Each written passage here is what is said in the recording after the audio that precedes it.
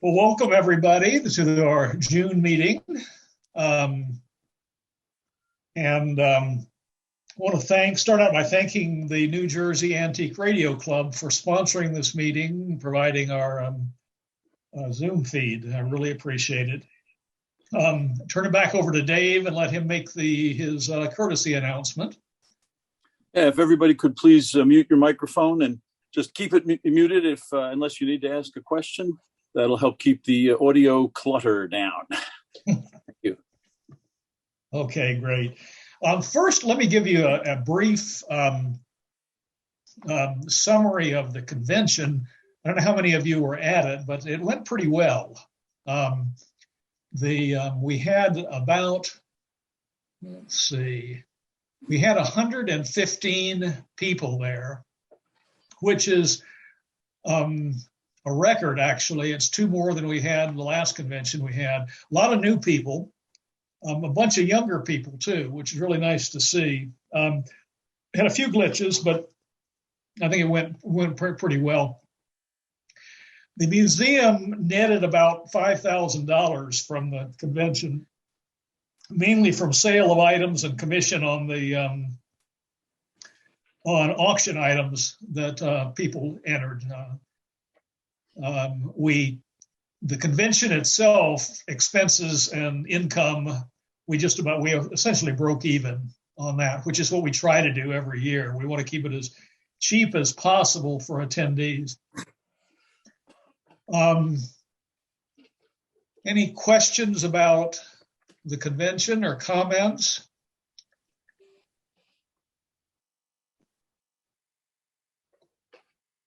Well, then I'll move on. Next thing is our membership is up to 180, which again is a record. It's about 20 more than we had last year.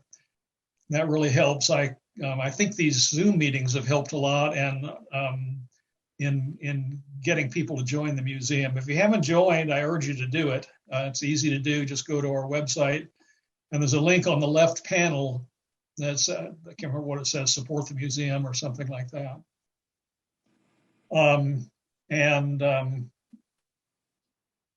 You can join there. We've had some significant donations of equipment to the museum since our last Zoom meeting. We had a TRK-5 donated. It's complete, but the cabinet, it was sitting in the basement of a house in New Jersey that flooded. So the bottom part of the cabinet is rotted away. I have a guy out here in Colorado who's done some extensive, complicated cabinet work, and I asked him if he could restore it and send him a bunch of pictures, and he said sure. And well, it turned out that when I was in Columbus a couple of weeks ago, I shipped a bunch of stuff, made arrangements to ship a bunch of stuff from our storage locker there out here. And so I got the guy who was bringing that stuff to bring the set out here. So it's out here now, and as soon as the cabinet guy tells me he's ready for it, I'll deliver it to him. Not sure what we're going to do with it. We already have a nice TRK-5. The possibilities are that we keep it for next year's sweepstakes, or we may end up selling it to raise funds for the museum. And what we do may depend upon this next donation. We had just recently a collector in California died, and his brother, who's handling his estate, offered us any of the sets that he had in his collection. Now, most of them were sort of common sets and probably weren't worth shipping. So, but we're getting a TRK-12. It's been replaced with a post-war chassis, so I'm not sure how much value it has. We're also getting a Baird T-18C, a British set. It's in pretty nice shape, a pre-war set, in pretty nice shape. A CT-100 in good shape. I don't know the status of the picture tube. And a Western Visionette mechanical set. And it may be that the Western may be a better prize for next year. So we'll be thinking about it and consulting with the board and see what they think. We got a little time to work on it. Other than that, museum is moving along very nicely. That while I was at home, I was able to get a number of the sets that had died over the last 2 years working again. And in addition, we had volunteers at the convention that worked on some of the sets. So we got a bunch of them going again. I'm going to be back in Columbus in September, and so I'm sure we'll get some more of them going then. Anybody got any questions or comments about the museum?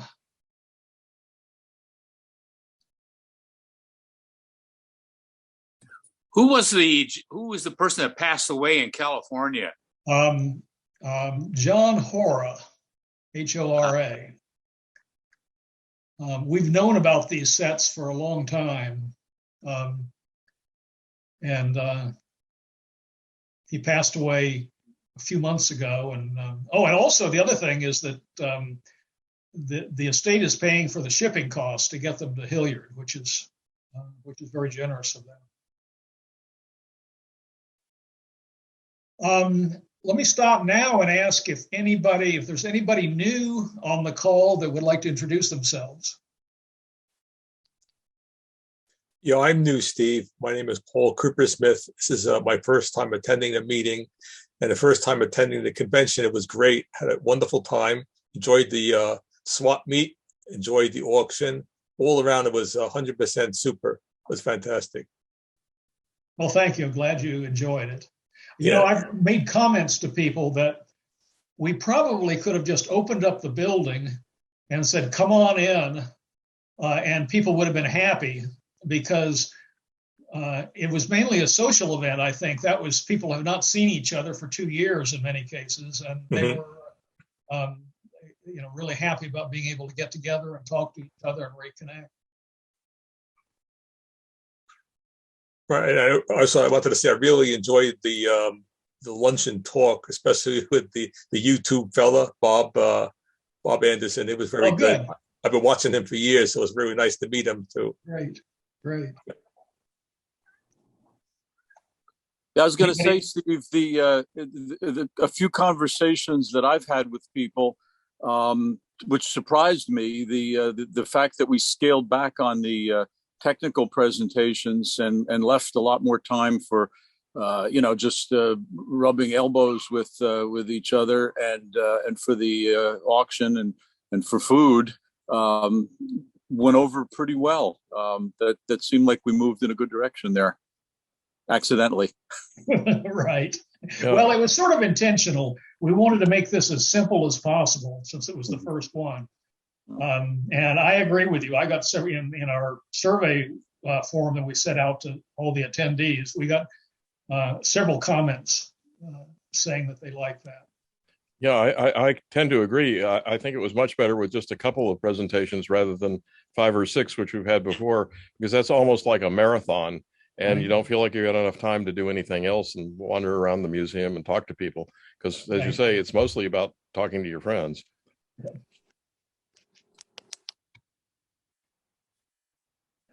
Any other newcomers?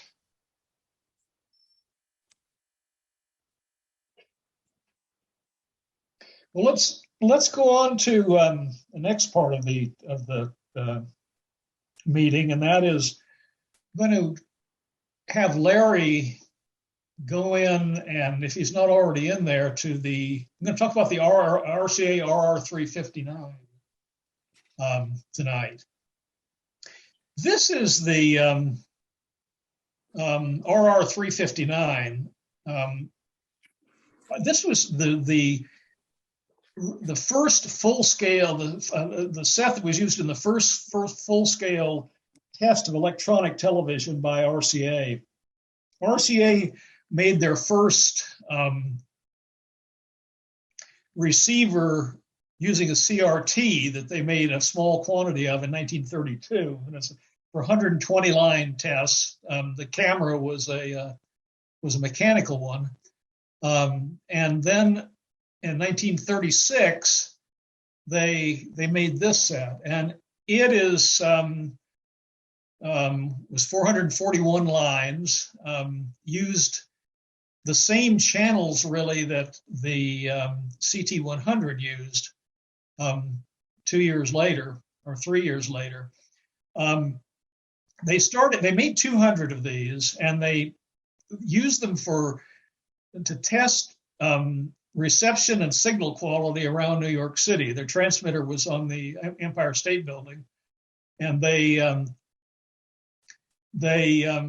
put these all around various distances from the transmitter and in various directions in the homes of engineers and RCA technical people, and I'm sure RCA executives also. They started out with a 9-inch screen, which is this model. And I don't know how many of the sets were then. About halfway through the project, they moved to a 12-inch screen.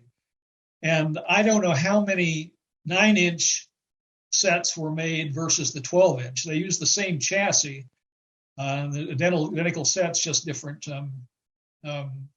CRTs. And the CRTs were very similar to the 9AP4 and the 12AP4 that were used in the TRK9 and 12s. Larry, move around to the back. It's interesting to. Are those P1 or P4 screens in there? Those are P4. And notice there, see the tubes there, they're mounted vertically on the chassis. Or some of them are, mainly the RF and IF tubes. And at this time, the tubes that were available were basically radio tubes. The tubes like 6N7s and 6AC7s and 6AB7s, things like that were used in the 1939 sets weren't available back then. So they had to really push the circuit design to make them work at the VHF frequencies. Now this set has been restored. We haven't turned it on in a long time. Maybe we will at some point, but I think to get it going, we didn't do the restoration. We got it from another collector years ago. Another interesting thing about this set is that RCA made a deal with the Russians to provide a transmitter and a number of sets, the RR-359 essentially, and they were shipped to Moscow. Of course, the Russians in there, if you look at there are several mentions of them on Russian websites, and everywhere I've looked, they claim they made them. But I think back in the days of the Soviet Union, they claimed they invented and made everything. But they were made by RCA and shipped over. 2 or 3 of them survive. They're identical except for they have acrylic writing on the front. They had a separate, for the controls and so forth. And nobody knows how many sets went over there. So that's all I'm going to say about it. Anybody have any questions or comments? Anybody add any more to the story? Do you know what antenna they used? That's a good question. I don't. We have pictures of 1939 antennas, and we actually have one pre-war antenna from Philco, but at the museum. But I have never seen anything about what antennas they use. And may I ask what band they used for this transmitter? 40 around 40 megahertz. Yeah, so it was not standardized just yet. It was the Well, it sort of was. Yeah, it was this. I think the frequency that Larry, go around to the front to see the tuning dial. I don't know if it has the on the side. No. On the side of the front, the very front. There you go. See if there's the. Go in that window right there. Can you see any numbers in there?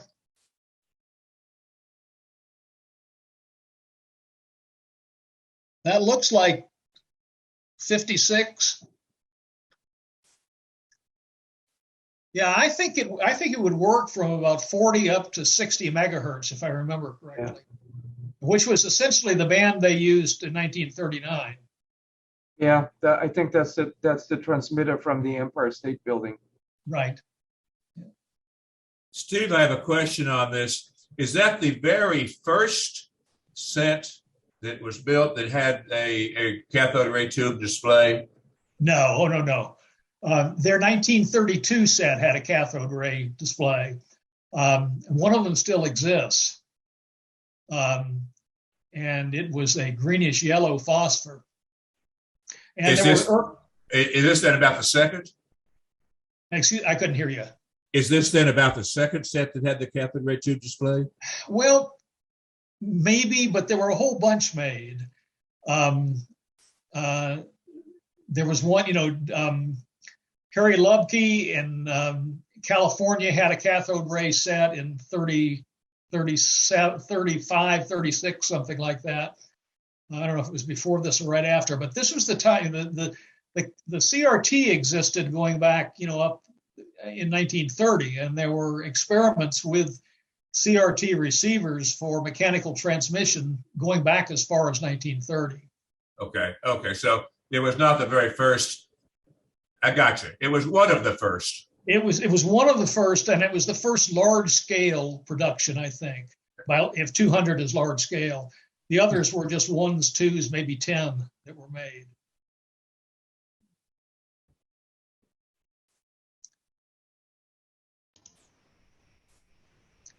Any other comments or questions? I've got a quick one on the technical side. Do you know why the tubes were mounted that way? Vertically?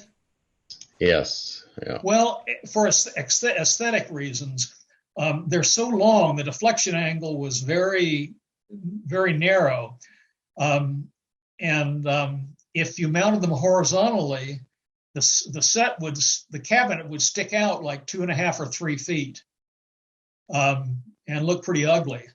So all of the 12-inch sets that were made before the war, I think with the exception of one GE set, and some of the British sets, well, all the American sets except for one GE set, use this mirror and lid approach to make the cabinets more attractive. How Were you about asking about the radio tubes on the chassis? Excuse me? yeah, how about the RF tubes? I don't know. I don't remember what tubes they are, but they were radio tubes. Well, no, I'm wondering why they're mounted vertically like that.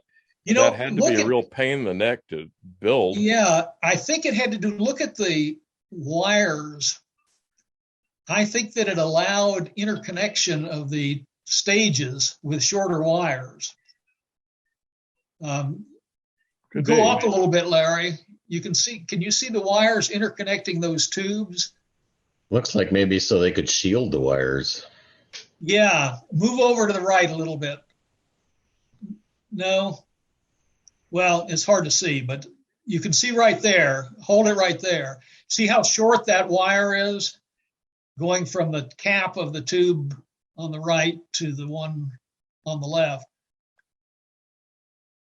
That's my guess is why they did it. Sounds like as good a guess as any. Yeah, right.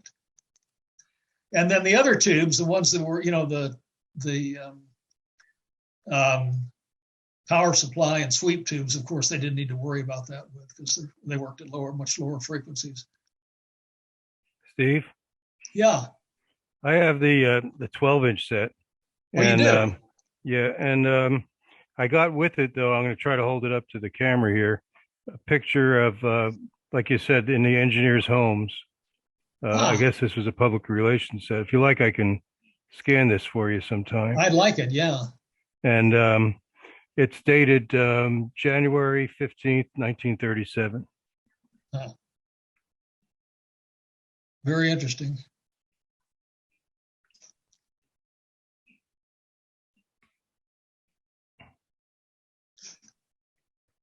And I will add that they're very heavy. They're very, very, Yes. very heavy. We put it in my van at one of the conventions, and we had one guy in each corner to safely get it into the van. Well, Larry, I asked Larry to move this out from its normal place in the museum so we could get to the back. And that must have been a job for him to do alone.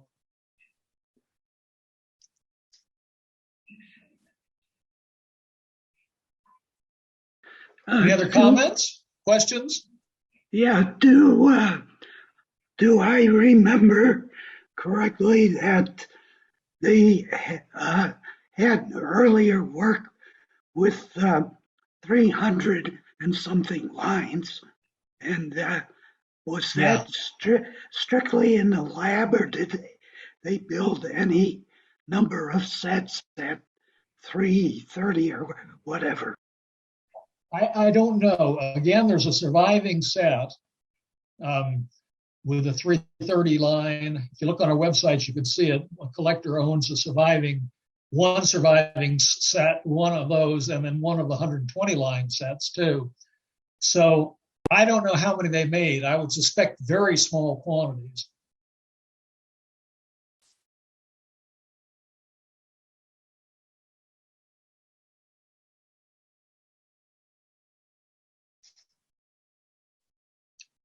More questions, or are we done?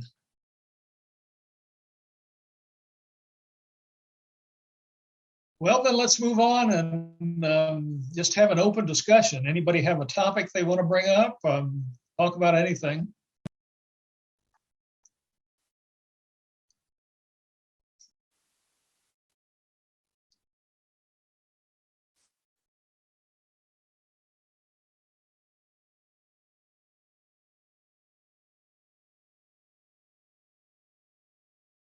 Well, Steve, we had some bad news last Sunday up here. The former executive PBS network passed away on his way to Oshkosh, Wisconsin, and very unexpected.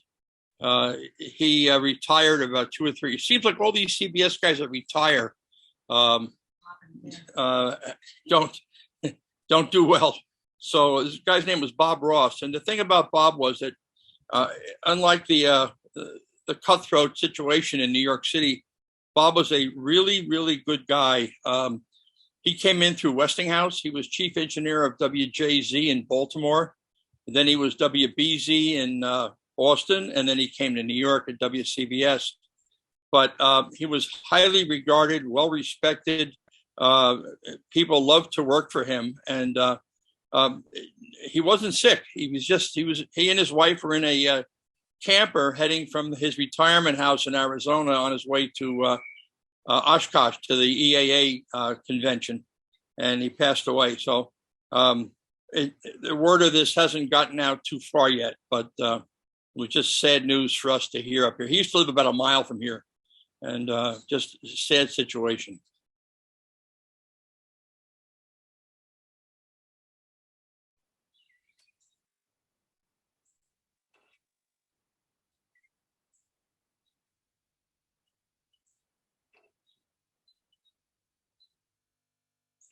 I will just mention that I was down in Virginia last week, and I got to go to the National Capital Radio Museum in Bowie, Maryland for the first time. And they have it's a small little place.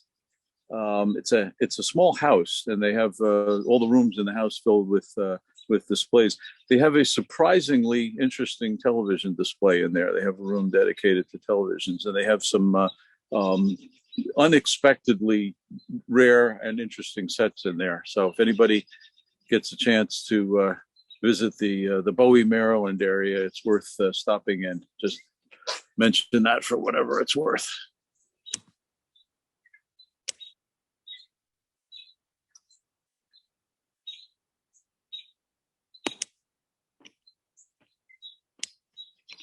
In that area, there's also the National Electronics Museum at Linthicum, Maryland, which is near Baltimore Washington Airport. And they're still open most days. They don't have televisions, but they have military electronics from Vietnam War era back to World War II. And they have some very large radars that have been restored and put into shape so you can see it. And they also have Stan LeBar's an exhibit who you recall came to ETF, and he was the guy that was the project manager for the moon camera. So also another nice museum in the area. Anyone who wants to better check first. So I heard they're closed now. I heard they were moving or losing their space. Yeah. It seems to be a big problem with almost every museum like this, is that everything's great until all of a sudden the landlord sells the building and the new people want, 20 times the rent or something. Yeah, I didn't know they were closed already. I thought they had until the end of 2022 at least to be in the building. But yes, Westinghouse sponsored them for 20 or 25 years. And now that's owned by Northrop Grumman, and they apparently want very large sum of money for rent for the building. So I don't know. I haven't heard that they found a new place yet. The same thing happened out here to the California Historical Radio Society, and we moved into a new building in Alameda, California, and we bought it. So there's no more kicking us out, just like with Chuck's place. Yeah, unfortunately, that's what you got to do. There was a really good radio TV museum in Dallas many years ago, 35, 40 years ago. And they had a free rent deal for a long time. And all of a sudden, the people that owned the building, which was on a film studio lot, sold the building, sold everything, sold the whole film studio. And the new guy wanted a lot of rent, and that ended everything. And so anybody who's doing a museum, all I can say is buy your building, no matter how much debt it takes, whatever, at least is yours, and you can't get thrown out. So I've seen this happen several times with not just radio and TV museums, but other museums as well, car museums specifically, where people lose their space. And it's really tragic because, a lot of people put their heart and soul in these things. And then all of a sudden they find they don't have a place to put the stuff. Yeah, we own our the Early Television Museum owns its building for that reason. Renting is just too scary. Yeah, that's why ETF will be around for a long time, I think. I hope so. Well, no, it's true. It makes a huge difference if you're not, subservient to somebody who sells the building, and now all of a sudden they want a fortune for it. For some reason, these kind of museums don't tend to be in the nicest neighborhoods and things. It's not, it's not exactly where the hoi polloi go for to build their $800,000 mansion or something. So. But anything you do, just that's a word to the wise. Buy the building. It's the only way. Well, as far as I know, we have about 89 years left on our 99-year lease in New Jersey. So hopefully that'll go well for another few decades. Well, that's good. Hopefully so.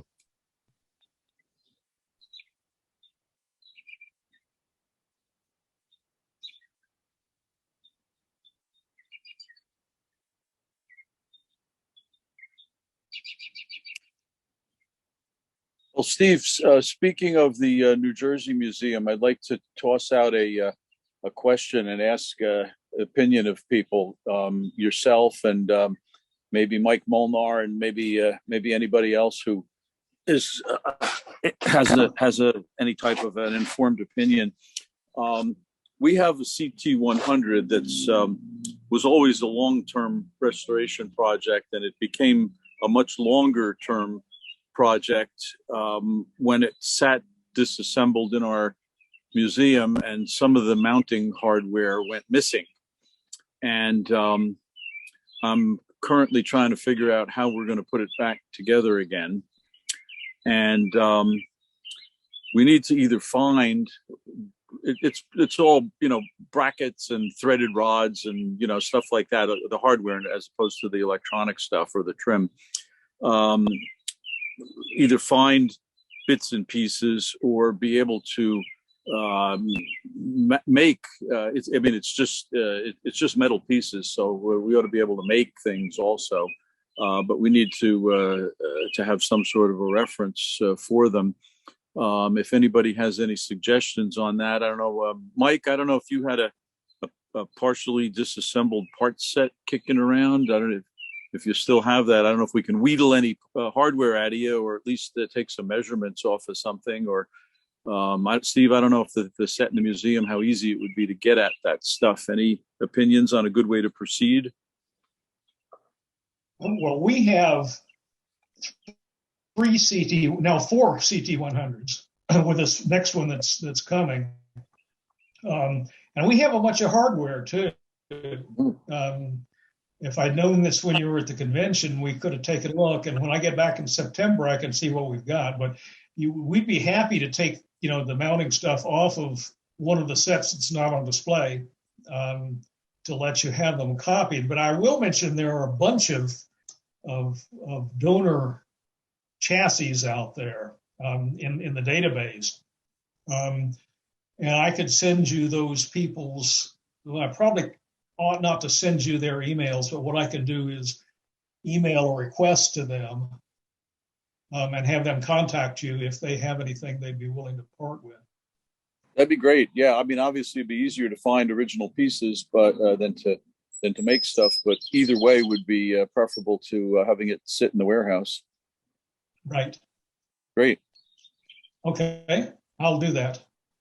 Thank you.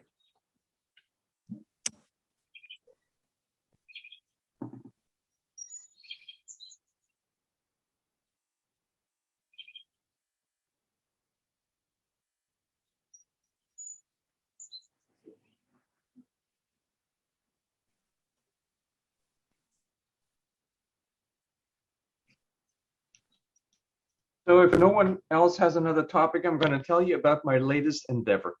You're going to love that. Okay. So listen to the following. Steve knows already about that. I demonstrated a few months ago in one of our meetings my 21-inch Horniphone TV from Austria, and I found its little brother, the 17-inch with the same chassis. And what I would like to tell you is that I got it. I had it shipped, and I had it from a museum shipping company, actually, double packed and things like that. And guess what the shipping company did? They dropped the whole box 10 feet. It was shipped through by plane, and they dropped it from the loading area of the plane down to the tarmac. I think the limit is 6 feet for a legitimate authorized drop. Exactly. It's 10 feet. Exactly. 10 feet. And the whole thing was smashed in. So when it came to me, of course, they didn't say a thing. When it came to me, the front of the TV was, of course, pushed up. The bottom of the TV set actually was pushed into the front. And when I inspected the picture tube, it was interestingly quite okay in the front. And then when I looked at it, I thought it was okay. It had fallen down, but it wasn't. So the neck at the end where the socket goes in and the leads are going in, that was broken off from the glass. And that thing is so difficult to come by. It's an AW 4380 from Europe made by Philips, and I'm trying to see if there's a replacement that comes close to that with an American tube, and I haven't found it exactly yet, but I might. In the meantime, I'd like to have my CRT rebuilt. So I need help for rebuilding that darn thing. It's not so difficult to rebuild it because all you need to do is a glass tube at the end and getting the leads back in and getting the whole assembly back in. Assembly, cathode assembly is not so bad, but that needs to be done. This would be a perfect example of why your CRT rebuilding setup will have to be put back into order again, because otherwise things like that cannot be restored. So did you get any insurance payments? Yeah, they paid the whole thing. It was insured and everything. Yes, they did. But you can't replace a broken antique television with money. That's the real issue, and it really pains my heart that this actually happened. So I wanted to warn everybody, even if you pack things appropriately, have it shipped, and so on, things can happen. And so it happened to me. On the other hand, I'm having a cabinet guy, a television cabinet guy, actually, who has been working on stuff like that next week, and I'm going to bring this thing over. I'm going to have the cabinet rebuilt, and then I'm going to rebuild the chassis as good as I can, and then I need to find a working tube.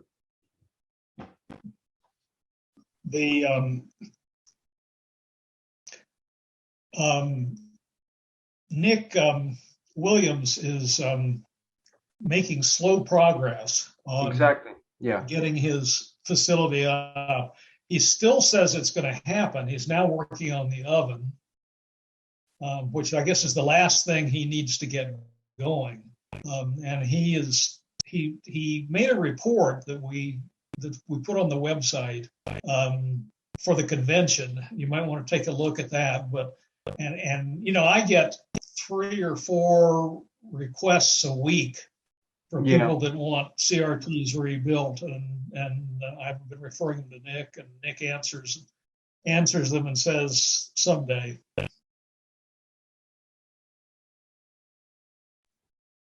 Yeah, I think I hope Nick will be able to do something. In the meantime, I can start rebuilding the chassis, which it takes a while anyway, and then we can see what we can do with the tube.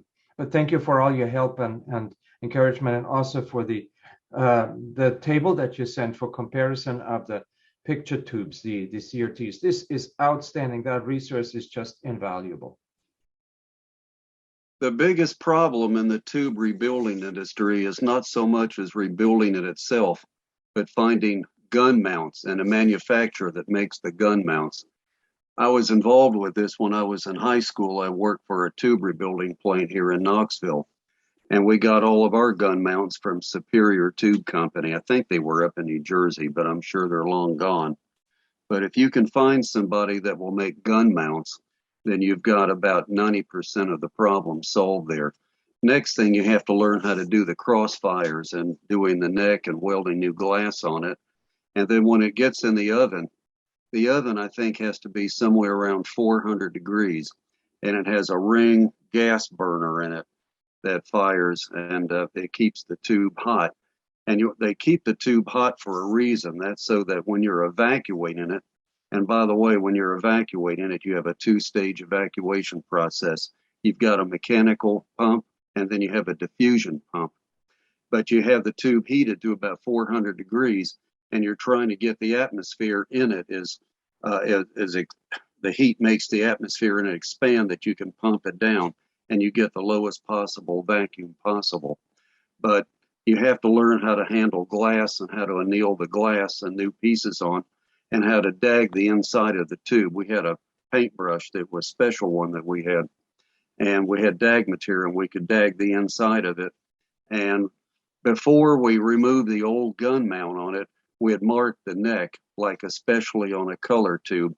If you know the 21-inch round tubes, on the blue pole gun in it, there's a blue pole piece on the little tab on it, so you know where the top of that tube is.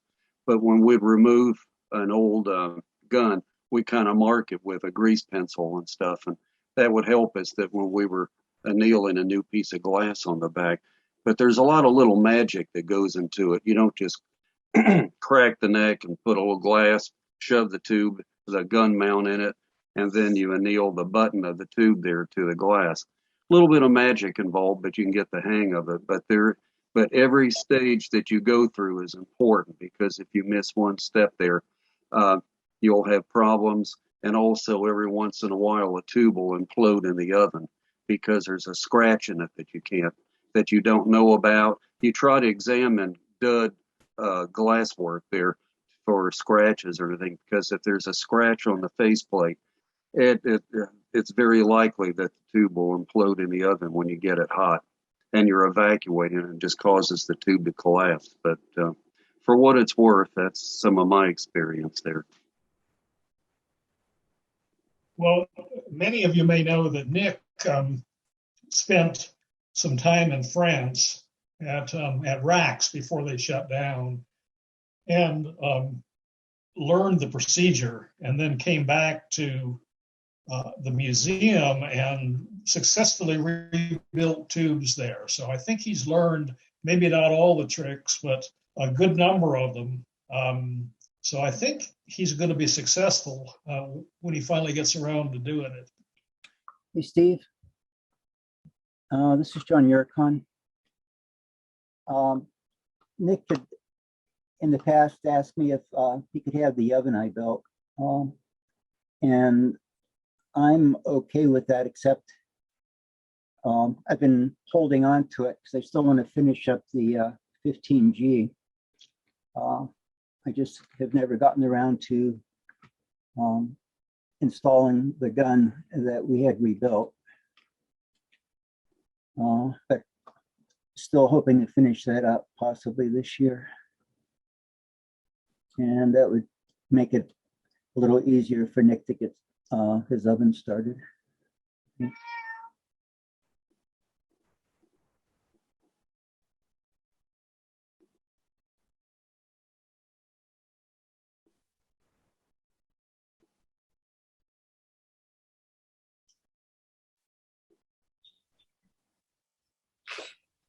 While I'm thinking of it, does anybody know any manufacturer that can make gun mounts for rebuilding tubes? That's going to be 99% of the problems that you're going to face is finding a gun mount. You can build a tube and learn the glass work, but if you can't get a gun mount, you're not going to build a tube. What's a gun mount? The whole gun assembly on a Delta gun. On a Delta gun, the socket on it comes with it. You know, the pins on the bottom of it, and the button on the that you anneal into the glass neck of the tube.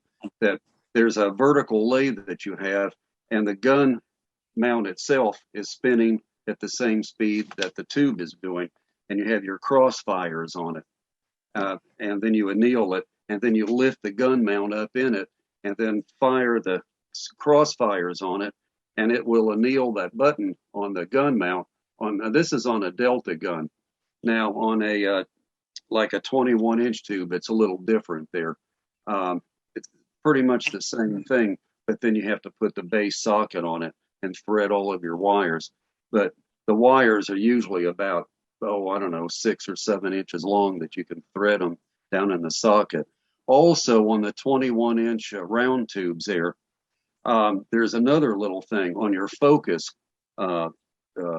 contact there. There's a little thing that looks like a mushroom, looks just like a mushroom. It's a little blob of RTV and a little bit of silicone tubing on it, but it'll look like a little mushroom. That goes on the focus wire that's inside of the socket. That if you have a broken 21-inch tube and you can ruin the socket on it, what's left of it if it's broken, you can look in there and see that little mushroom looking thing. Like I said, there's a lot of little things involved in that stuff there that many people may have forgotten about. But yeah, I've seen that cross-firing, rotating glass neck thing going at the museum, and it's fascinating to watch that thing work.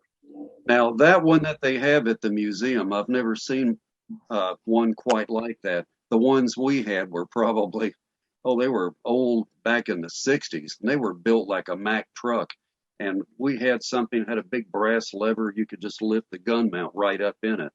And the same thing, you have a horizontal lathe on it. That's where you anneal the new glass on the neck of the tube there, because you have to extend it out, because when it's on the vertical lathe there and you lift the gun mount up in it, you want the glass neck to come down over the button on it, that when you use your crossfires on it, it will heat up the glass there, and it will kind of come in and choke on that button, and it'll anneal, and the glass is getting, it's like a bright orange. And then when the excess glass on the bottom of it that you're not going to use, it will fall down. And then at that moment, you have like a little file or something. You can kind of hit it and you can break it off. There's just little things that we did, but that set of crossfires and all of that that's at the museum, I don't see how you could get a 21-inch tube on that, but the one we had, I mean, it was built. In fact, Paul was even building some of those 30-inch Dumont tubes. I remember two in particular, and we talked about it, and I'd never seen the Sovereign back then. This is back in the mid to the late 60s. And, but we did some of those metal tubes back then. But that gun mount that goes in that Sovereign, that 30-inch thing, it's the same gun mount that fits pretty much 90% of all of those black and white tubes from the 50s. It was all, if you worked on a lot of sets, you know what I'm talking about. It's kind of a standard thing. But getting a tube built, though, we have to find a manufacturer that's willing to make those gun mounts, the whole gun assembly, because you can't use an old gun.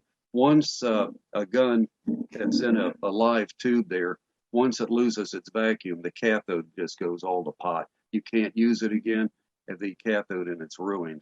And that's another thing, that when it's in the oven, you have to bombard the tube. When you bombard it to flash it, there's an RF coil around it, and around the neck of the tube in the oven. So when it's time to flash it off there, and that's what the final sealing, then the stem on the thing, the evacuation tube port on it, it's sealed off at the same time. That's a little interesting thing, and that's when it's dipped down into the diffusion pump seal. Well, Julian, Nick has had some success on that on two fronts, but of course everything's difficult.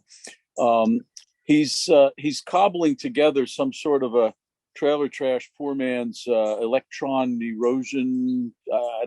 Anyway, he's trying to take apart old guns and put in new cathodes, cathodes are a heck of a lot easier to get than guns. Right. So in theory, that would work great, but apparently it's exponentially more difficult than he had hoped it might be. It's very delicate precision work, and he hasn't had a lot of success with that yet, but he thinks it might work. The other thing was he got some samples of some new guns that, as far as I know, passed muster. He actually had some samples sourced and made and shipped to him, and they looked good. The problem is they came from Russia, so that might be difficult now. Well, I know it's possible that you could replace the cathode in it, but most of those, the stem inside of it, they're all made out of stainless steel, and they're spot welded. When they're all assembled, we'll have women with real deft fingers that they could put these little components together and spot weld them. But there's an outfit, what is it, IMAC or someone there, they can take transmitter tubes, they can take them apart and rebuild them. Of course, that's just with a triode, though. It's not an electron gun.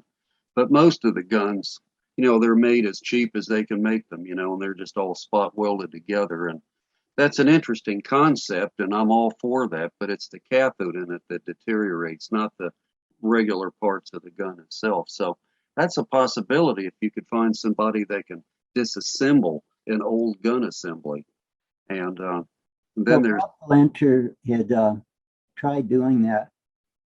He was moderately successful. One of the problems is the spacing of the cathode has to be, I believe it was within 5/10,000ths of an inch, and we don't really have the proper equipment to be able to set that spacing. all the people that I worked with, they're all passed on now. And it would be nice if we could find some people from Superior Tube Company that was, and if we could find some in how they did it, or even mechanical drawings or whatever that they could possibly be. And I'm sure the equipment to make that stuff has long since been scrapped. I had a chance to get the lathes there that Paul had, but at the time, this is going back about 35, 40 years ago when he was going out of business. And he offered me all the ovens and everything, but I had nowhere to put that stuff back then. And now I kind of wish that, I had that stuff there. But like I said, in finding someone to manufacture those gun mounts, Russia would be a good source. There's got to be some technology over there that they didn't. I'm sure many of those factories over there didn't throw away much stuff. In fact, there's a lot of stuff when RCA and GE and everybody else, when they were shutting down making just plain vacuum tubes, most all of that equipment ended up in Russia. And I'm sure they didn't throw that stuff away. And it's a possibility that some of that equipment may have, when RCA was building picture tubes and gun mounts and all of the other manufacturers, it would be nice to think that that equipment ended up in Russia, that if you can find somebody out there that's got the equipment and the expertise, that's a good possibility. Has anyone thought of contacting Western Electric in the USA? They are making. I think Western Electric, for the most parts, they're gone. And that was. They're manufacturing tubes right now. They're they're just doing the audio tubes and all that. They're doing audio tubes, but a tube's a tube. Maybe somebody. Yeah, well, that's a lot of the equipment that survived, and I'm just hoping. I'm just saying they're in the country. It might be worth. Well, Barry, yeah. I can only tell you that. Two things. First of all, if they were to manufacture guns, I'm sure that they'd be $900 a piece based on pricing. But the other thing is, I did reach out to them as a representative of the Early Television Foundation, and I got back a nice form letter that said, please check our website for updates. So I don't think they're very interested. All right. I was hoping maybe one of their people might be. I'm sure the company wouldn't be, but yeah, you got to find the engineer in the back room. They'd rather make 3B2s, But I really appreciate all your effort for getting into this so deeply and trying to help out in any way possible. This is the only way we can keep this stuff alive. Because as you said, people are passing on, and the information that they have is passed on with them. And so what we have to try is rescue as much as we can, and we have to see that we still provide service so we can keep this stuff alive. Otherwise, it's not going to happen. I think Russia would be a pretty good bet to investigate if you can find anybody over there. Like I said, most all of the tube manufacturers here in this country, that we literally gave them the old all of the machinery and stuff to manufacture any kind of tube and picture tubes. So they may still have it because they're not known for wasting anything over there. And of course, as you know, like Svetlana and those other manufacturers, they're making audio tubes with our equipment. And yeah, but if you haven't noticed, we're not exactly talking to Russia these days. Yeah, that's another problem.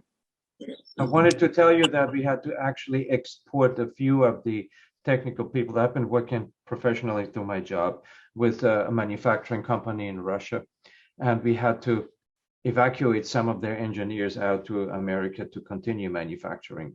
So this was the fallout from this whole thing, not talking to Russia. So it has even come to that point. So I don't know how much possibility we'll have to continue working with Russia. I think that the engineers themselves, see, everything's in politics. Now, if you're talking to Putin, that's one side of the fence. But I think there's a lot of people over there in Russia, old engineers and stuff, they know what's going on. They're not thrilled with what's going on either. And if you could just find the right people over there, I think they'd be thrilled to be able to help us because, they don't like what's going on over there either because it's hurting them too. And see, Putin's just another modern day Hitler over there. And he's, stifling the people over there in propaganda and everything else. But if you can find the right people, I think if you can just find the right people, I think they'd be more than willing to help us and put their and where they can start making money, because it's hurting them too, not just us or the whole world, but it's hurting the individuals in Russia. My theory.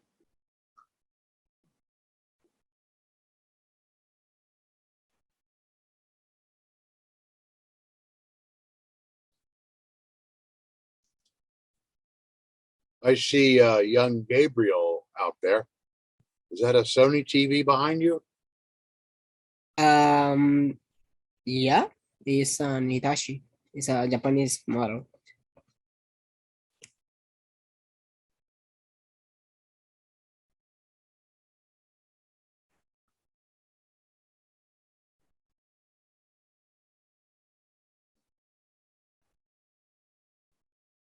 Almost looks like an RCA, almost. Yeah, I think maybe they copy the style of the Zenith and RCA, but yeah, I think that is more similar to a Zenith. No, Sony's a Sony. You know, I mean, a Japanese Sony. Imagine that. Oh, Zenith.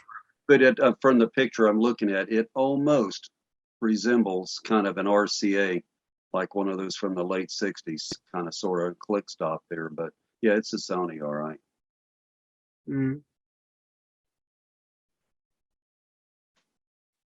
I went to Akihabara in Tokyo while I was working for Dolby, and I bought a early Sony Trinitron and drug it through all the train stations and boxed it up and sent it to my parents in Kentucky. And they used it for many years. I still have my first Sony that I bought brand new and paid $750 for. It's a 21-inch. Then I got my dad to buy one, and then I found a part set that, well, I found one that's missing the grill in it. But I've got 3 Sonys there, same make and model there from the earlier 70s there, that from mine that I bought, and man, I paid $750 for that, and I thought I really had something there, and I still own it today, and my dad set in another set for parts there. Did anybody here build a Heathkit color television? I did. I used to find them. Wayne did. I used to find them at garage sales and unbuilt or something, and or a ham fest, you'd find one half built. And I think I built 2 or 3 of them. It took me about 2 days, but I built the darn thing, and it worked. Was that the GR2000? What? Was that What the was that? GR2000? Was that the GR2000, the big digital one, or an older one? It was a table model. I don't remember the model number, but a table model that I put on a roll around stand. And I love the idea that you can flip up the convergence board and sit in front of the TV to set it up. Right. I used to find old Zenith sets that weren't worth repairing at the time for the early American cabinets and stuff like that.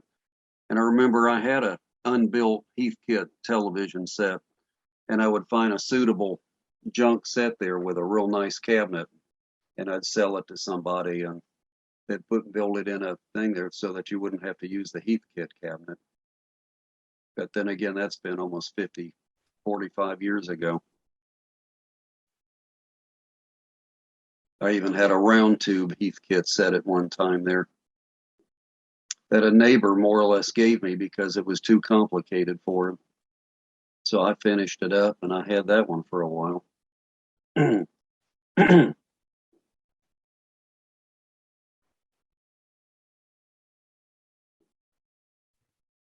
I have the same story as the partner, that he have a Trinitron. I have a PVM, and it's still working fine. I don't know. I think that Sony make pretty good televisions because, well, the PVM and the Trinitron are the only TVs that I think that still work without replacement. They are fine TV sets at the moment. Sony built a really good television set. It's just their Trinitron that didn't survive well. I can't tell you how many 14-inch color sets that there'd be just a red gun only or a blue gun only or something, but their tubes didn't hold up well. But the sets themselves, they rarely ever gave any trouble. Yeah, this Hitachi have this bad problem that the red gun is completely gone. It doesn't work. I only have the blue gun and the red gun. The green gun is gone. So yeah, same problem here. Yeah, Sony drove the devil out of their cathodes. The cathode current on the green gun was substantially higher than the red and the blue. So over a period of a couple of years, the picture would go magenta, and there was just no way to get it back. You could try all kinds of tricks, but that was the end of the. Anybody need any 17-inch Trinitrons? I got a couple of them in my stock room if you want them. And you never could really rejuvenate a Sony tube either. They didn't rejuvenate well. That's true. The Sony tubes can be. They just burnt all the oxide off the cathodes. Yeah. I think I've got about a half a dozen or more Sony sets, the small ones, 14-inch, the 10-inch, or the 9-inch, whatever it is. I find them occasionally, and I've been saving them. And as far as I know, I think the tubes I have are pretty much good, though. But yeah, that's. I remember I had a friend that he had a beauty shop there and had a lot of people in there. And anyway, he was wanting a TV set, but he was really wanting it mainly for the sound. So I'd give him one of those little Sony Trinitrons, a little 14-inch or something with rabbit ears. And the tube in it, I mean, it'd be a blue picture or a red picture or something, but they didn't really watch it. They just wanted to listen to their soap operas and stuff. So I was able to fix them up with some. They did have a use in that direction, but other than that, it's not much you could do with it. And those tubes were expensive from Sony.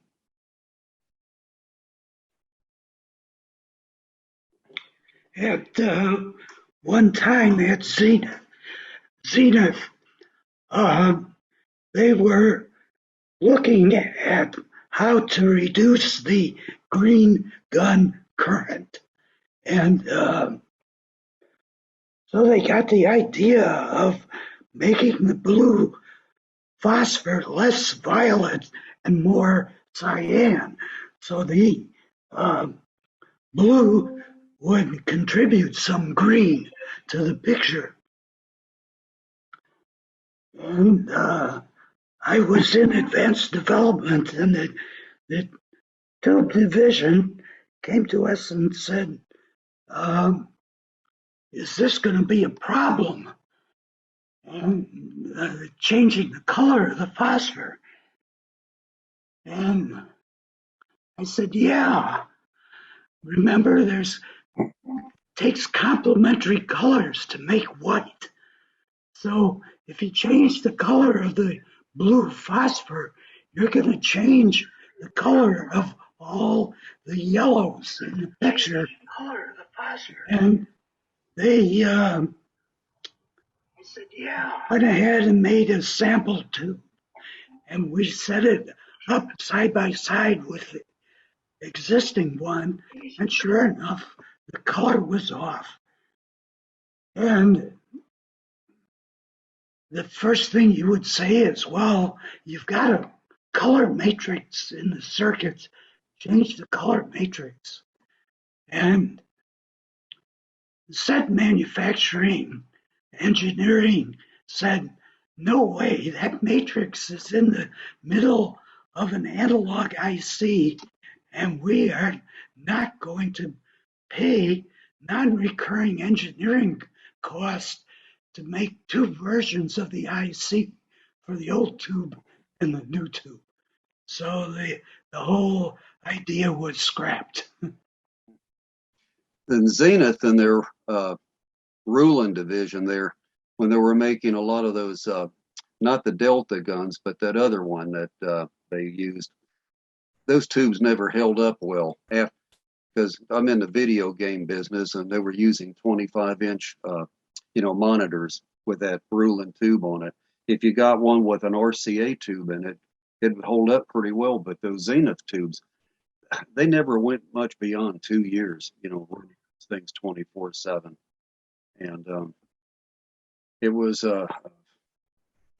it's hard that nobody's building tubes anymore. So now I have to renovate a video game with an LCD screen in it now.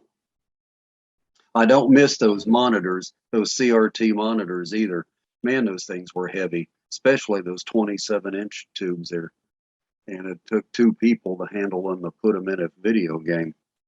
But when you're dealing with an LCD, that's a whole lot easier now.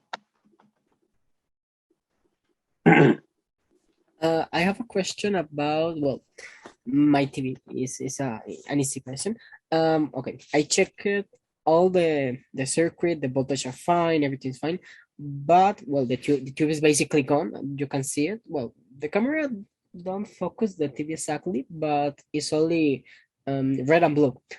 If I buy a CRT restore, is possible to recover the green, or is completely gone? Like the green gun is gone. Not likely. You're not likely to restore a Sony Trinitron tube. When one of the guns fails in a totally like that, I've never had good success in trying to rejuvenate it. You can try, and there's a listing for it in the tube testers and all of that, but I would say you're not going to have any good success, because when they're gone, they're gone. Oh, okay. Thank you. Sadly, they'll have a good strong blue or a good strong green, and that's about it. And then another color will just be gone, and there's nothing you can do for it. Oh, okay. Thank you.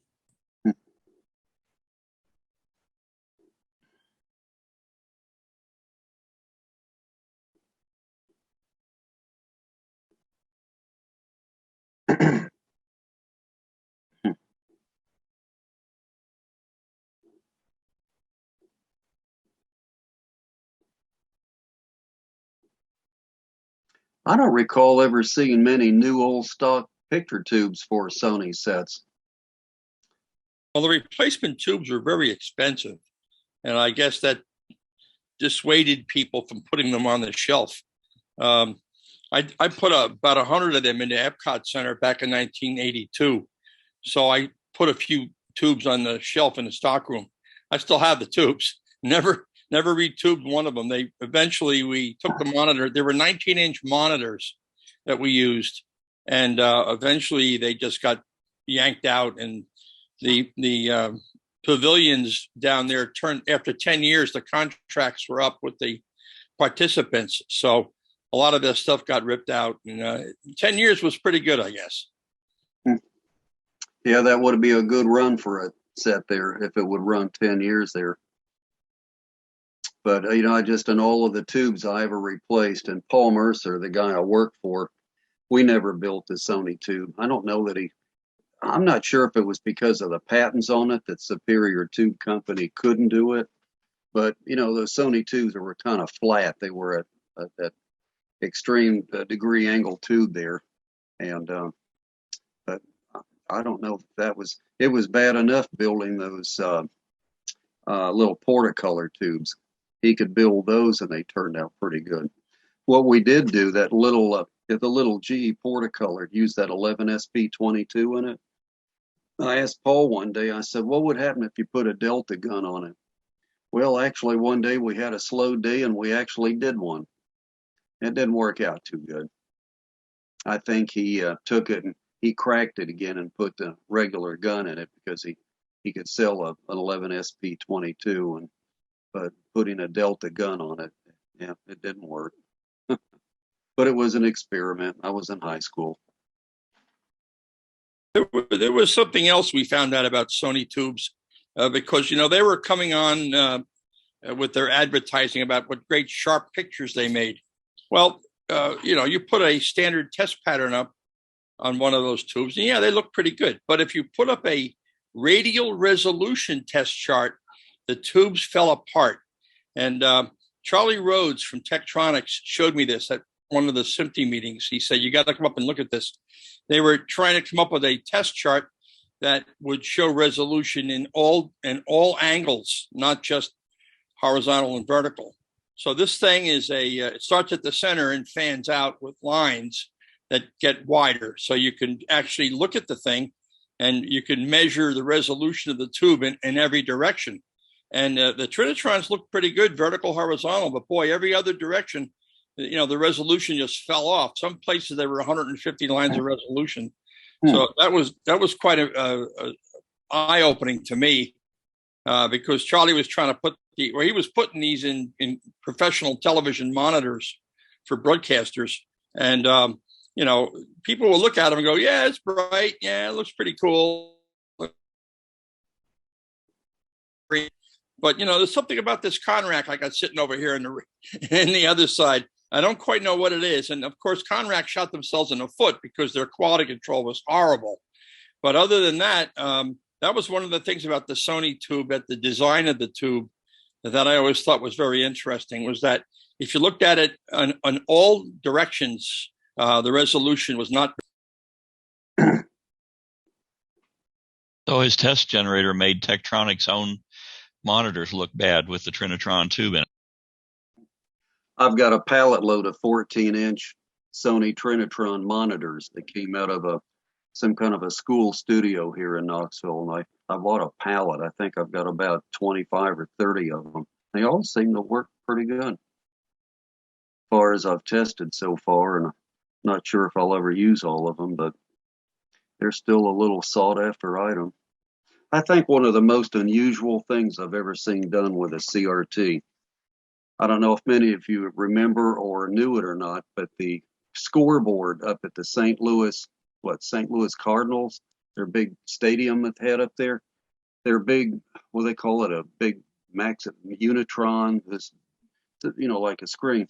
Every little pixel was a CRT. You had a red one, a blue one, and a green one.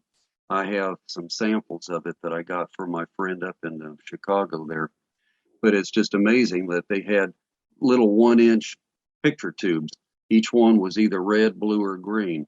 And they made up the picture on that Cardinal sign. And the one they had, they only made one of those signs. It was serial number 1. But anyway, they had to keep stocking tubes for those things when they'd start dropping out. And I got some samples out of that, but I think that was short-lived. But can you imagine feeding each individual CRT in there for a scoreboard? I mean, for a big Unitron or whatever you want to call it, to make a picture up there in color. Each pixel was a 1-inch picture tube. ABC Disney had one in Times Square when they first put the Times Square Studios on the air, about 1999. And the thing was so power hungry because of those little CRTs, they had to actually bring up the display one or two breakers at a time. Otherwise it would pop the panel. It had a pretty had a high inrush current, but the thing didn't last. About 6 months, they took it out and replaced it with something else. But it was called a Jumbotron, and there were Jumbotron. That's what I was looking for. Yeah, I think there were 2 of them there, and the last one I saw was at Camden Yards in Baltimore. They had one until recently. I can't imagine having that many video amplifiers in it. One per segment. I mean, can you imagine what that rack looked like? With I've seen it. 1,000 of those tubes, or however, I don't know how many tubes they had in it, but it was a lot. But I can't imagine that, and troubleshooting one of those things, finding the right one, that's failed or something. But I just can't imagine that many video amplifiers doing that. But it's a good idea that sort of worked at the time. But yeah, it was short-lived and power hungry as well.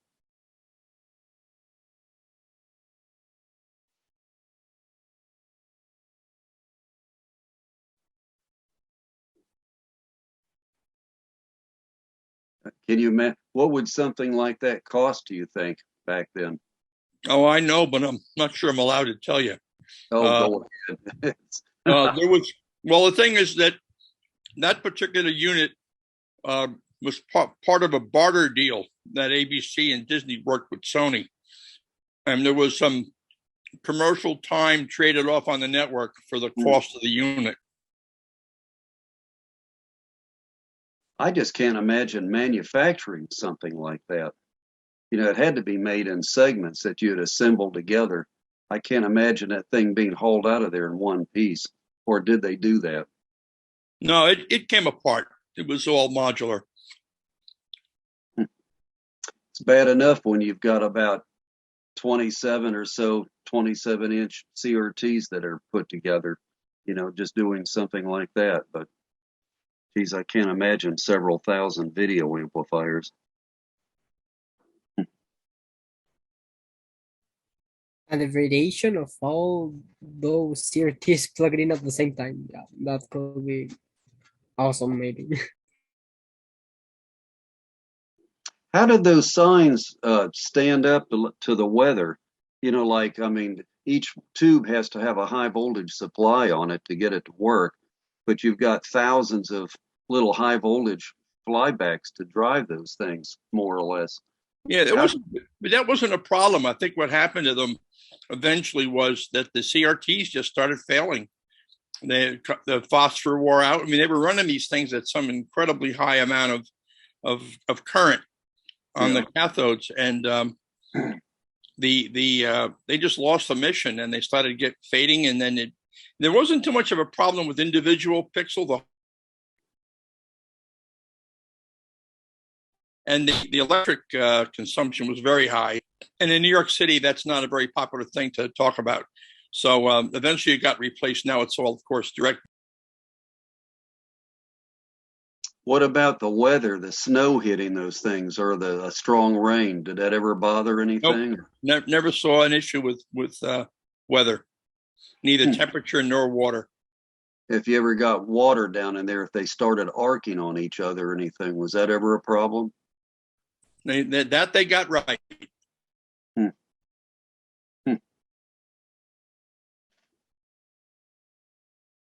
Yeah, that really is an engineering feat. I wish I could have gotten the data plate off of that sign, serial number 1. I'm sure that thing got scrapped a long time ago.